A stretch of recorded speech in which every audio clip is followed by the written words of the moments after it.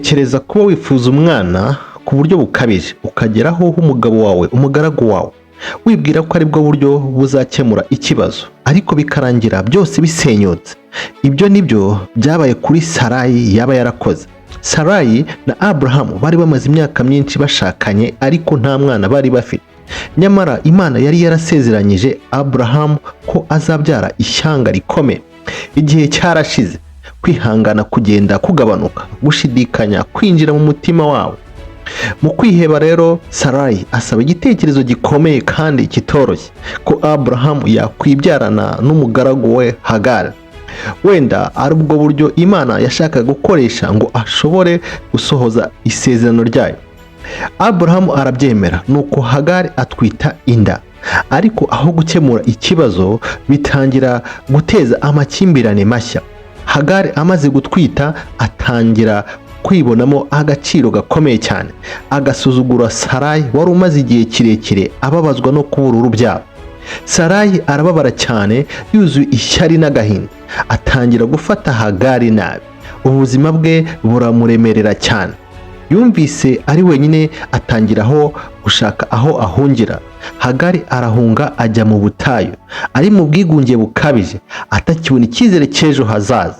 Yisanga hafi y'isoko y'amazi mu butayu, aho niho mu bihe bye bibi cyane habereye igitangaza gikomeye. Marayika w'Uwiteka aramubonekera aramubaza mu bugwaneza ati, Hagari umugaragu wa Sarayi, uvuye he kandi urajya he? Hagari yuzuye amarangamutima aramusubiza ati, ndahunga mva kwa nyirabuja Sarayi. Marayika ntiyamucira urubanza kubera guhunga, ahubwo amuha amagambo yuzuye ihumure n'icyizere.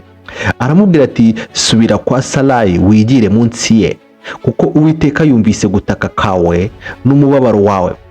Iyi nkuru itwereka ko niyo umuntu yaba ari mu bwigunge bukomeye mu butayu bw'ubuzima, Imana iramubona ikamwumva kandi ikamwitaho.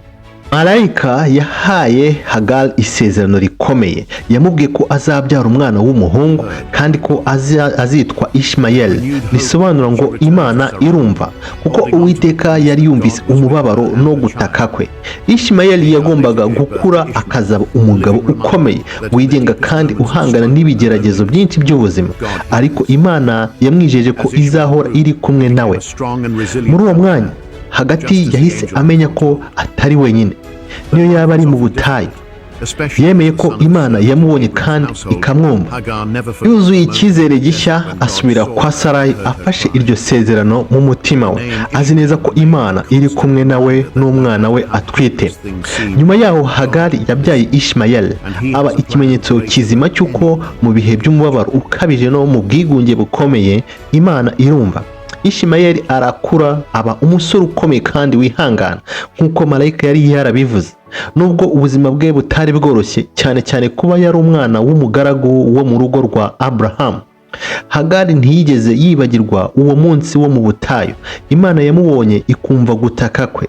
Izina Ishimayeli ryakomeje kuba urwibutso ruhoraho ko niyo byaba bisa gute bidafite icyizere, Imana iratega amatwi kandi ifite umugambi urenze uko abantu babyiyumvisha. Murakoze cyane kudushyigikira. Ntimwibagire kwiyandikisha kuri iyi channel yacu kandi kugira ngo mutazacikwa n'izindi video tujya tubagezaho.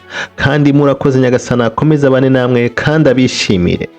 Hello guys, nizere ko meze neza. Niba ubonye kino kiganiro kora subscribe, like na share, ntiwibagire gutanga comment. Nyagasani akwishimire. Bikore twikomereze, ujye umenya ibiganiro tuganira hano kuri iyi channel. Kandi Nyagasani abane namwe kandi abaho umugisha.